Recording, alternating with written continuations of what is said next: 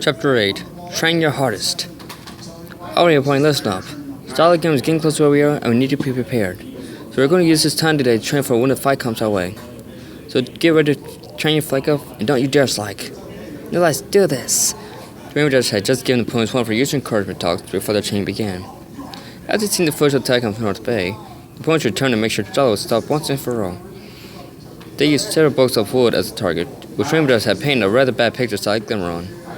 As for me and my pals and myself, we stood close by on the back porch, watching the trucks that went by.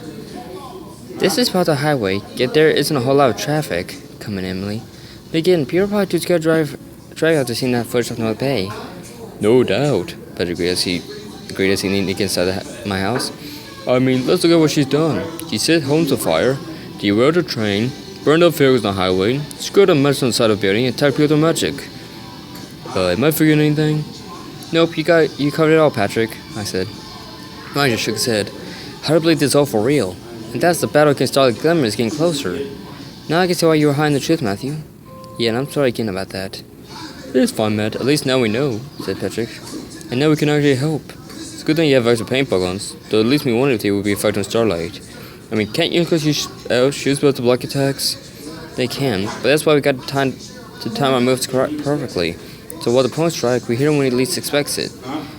Okay, Matthew, darling, we're ready for you, called Rarity. I nodded, picked up my gun, and walked over to the training dummy. Twilight used her magic to create the shield, just to make it more realistic, and Applejack got into position to strike. I'm ready when you are, Sugar Cube. I'm ready, Applejack. And go! Cried Rainbow Dash. Applejack charged in, while I stalked around to the far side of my second car's and property. Applejack hit the shield hard with her hooves while I got the gun ready. Now, of course I know what you're thinking. The target can't move, so you'll be easy to hit it unlike the rear Starlight. You might glance back towards me. Well, to make the training more realistic, Flash was flying above with strings attached to wood, making it move in a circular motion. Anyhow, with the Applejack hitting the target, I got my gun ready, aimed it and fired multiple paintballs. It turned out like the real thing probably will, which gave Applejack a chance to bug it hard and knock it over. Excellent, said Rainbow. A winning combination. You'd both make great wonderful if you had wings. Now, Pinkie Pie and Patrick, you two are up. I'm on it, cheered Pinkie Pie. Patrick accepted the paintball gun from me. The results were the same as before, which was amazing to watch since Pinkie Pie doesn't do that much fighting in the series. Only a few times have I seen her actually fight with her hooves. Next up was Ryan and Fluttershy. You won't do it, Fluttershy, cried Pinkie Pie. Rainbow Dash stared firmly at her pink friend. If that was a real Starlight Glimmer, then our friends would be in serious trouble, so keep it down. Sorry. Keep it down yourself, Rainbow. So ready? Do you want more humans finding out we're here? Right, my bad. Okay, Flash and Ryan, go for it. I'll take care of the moves of the dummy. As far as shyness, Fluttershy and Ryan worked well together and took down the train dummy in no time at all. Emily got her turn next, and she worked with Rarity. Emily had never used a gun before, and sadly some paintballs nearly hit Rarity. Sorry, Rarity, I didn't want to ruin your beautiful mane. It's alright, Emily. Just calm yourself down. Focus on aiming at the block of wood. You get it this time. The razor fight was just what Emily needed. For this time, she hit the target good and proper, which allowed Rarity to finish it off. Twilight and Rainbow soon got their turns, and walked alongside Patrick and myself, making sure the moves would work. Afterwards, we all gathered on my back porch for something to drink. We had done well, but knew that those kinds of moves wouldn't work all the time, so we would have to add some extra techniques to help us in our fight. Boy, that was rough, from Patrick. I'm definitely not looking forward to face the real Starlight Glimmer tomorrow. Me neither, sighed Pinkie Pie. Hey, it's just because it's not Nightmare Moon crystals on King Sombra, I said. If it were anything, the fight would be much more difficult. Rarity shivered. No, those are things I don't like being reminded of. Me neither, said Rainbow Dash. But it's not like they'll come back anytime soon. Nightmare Moon is history, and Sombra hasn't been seen since the Crystal Empire was saved. As for Chrysalis, she's been missing since the wedding. What about T-Rex? He was trained announcing himself. He was indeed, Emily, sighed Twilight and looked down to the backboards. It was clear she was remembering the Golden Oak Library, which had been disrupted by Terry in the season 4 finale. At least he won't cause any more trouble where he is now. Matthew's right, though. We should be glad it's only Starlight Glimmer fighting, not any of those baddies. Now that would be scary, said Ryan. We went inside for almost a minute. That was until I remembered something. Say, Twilight, do you think Sansa's found a way back to Cressy yet? I don't know, Matthew. Let me go check. She got to her host and walked inside the house. She returned her journal, which wasn't glowing, so she put out a pen and started writing into it. So that book is the real journal to use to write to Sunset Shimmer? I asked. Yep, that's a real one, alright. Believe me, I've seen it glow before. Patrick raised an eyebrow. WOs, you forgot to mention us, huh, Matt? For the record, Patrick, I did say the book belonged to a friend. And I did say it looked like the original book from the movies. So anyway, I did mention it to you. Okay, you got us there. Twilight finished writing and Madison closed the book. Give her a few minutes and we'll have her answer. Assume that if she did try to crush her, she took the book with her. A few minutes later, the book started glowing. Twilight used some magic and opened it to the page where she found Sunset's latest message, which read as follows. Dear Princess Twilight, I've had many ideas, but nothing seems to work in getting me back to Questia. The Rainbows even tried to use their own magic reopen portal, but that didn't work. I'm not giving up though. You can rest assured Princess Celeste be rest assured Princess Celeste and I will be there as soon as we can. Till then, be very careful, my friend, and don't let your guard down. Signed, your friend, Sunset Shimmer. Twilight signed and as she closed up the journal. She'll find a way. I know she will. If she doesn't, then we'll be trapped in the human world and have to give up all we love and cherish back to Questia, which is quite a burn if you ask me. Still, we could learn everything we need to know from Matthew and his friends, though it'd be hard for us to adjust. These quick words were interrupted by Applejack placing a hoof from her mouth. We will get back, Big Bye. Just have faith in Sunset Shimmer and Princess Celestia. We hope you're right, Applejack, said Rainbow Dash, and all the ponies signed in agreement.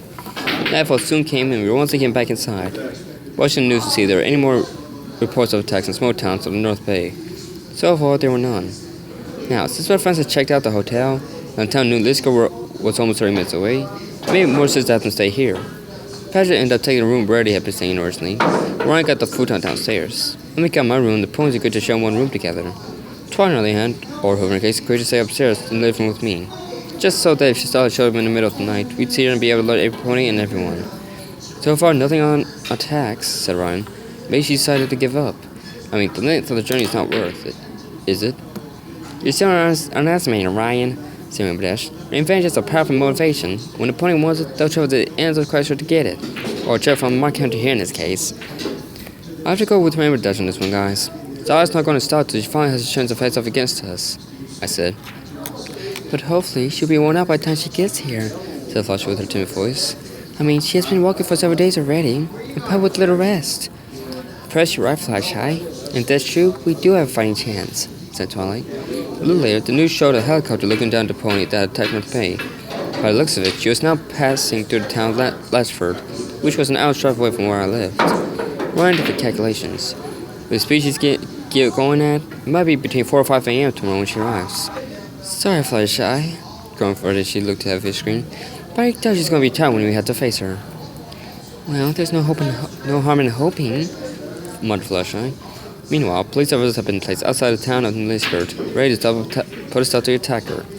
They stood ready with various different weapons, but hoped not to use their bullet guns. That would be the last resort. At midnight, the silent glimmer finally rocked in the outskirts of town. The helicopter was still filming from above, which meant we could watch. Come on, officers, take her down! Cried Rainbow Dash. Chief called out, Attention, pony creature, stand down now, we will have to use force on you.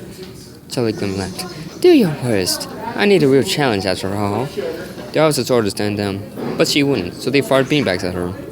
At first they thought they hit the unicorn, but Starlight had used much to block them. Come on, someone get behind her and hit her, I groaned.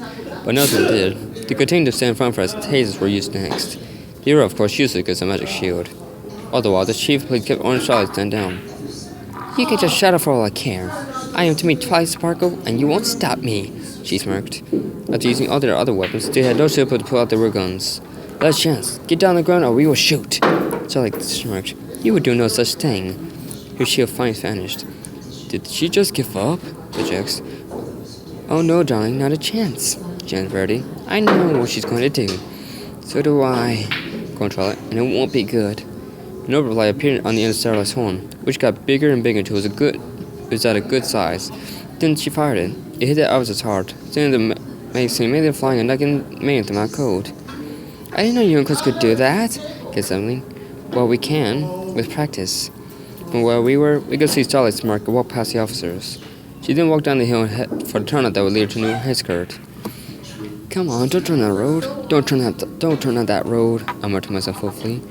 As she reached that street, though, she did turn down and walk towards the only set of lights on that section of road, which would lead her down to the road towards my house. I hoped again she would turn down there, but she did with the helicopter right behind her. Okay, so maybe it'll be 3 o'clock when she gets here, groaned Ryan. I got up from the porch and walked over towards the back porch. Picked up my paintball gun and began loading it. So she wants a challenge, huh? Well, let's deliver to her. Twilight walked over towards me. It's not too late to back out now. We will protect you. I shook my head. Twilight, you can stop trying to keep us out. It became our fight when she started attacking our towns. We're helping you, and that's final. Okay, then, everybody, no matter what happens out there, let's kick some serious flank and teach Starlight that our 16's in here right in here and now. Rainbow Dash. Yeah, we all cheered. Yay! Cheered as loudly as she could. As he stepped outside in the dark world outside my house, we knew that there was no turning back. It was now or never. The fight was on.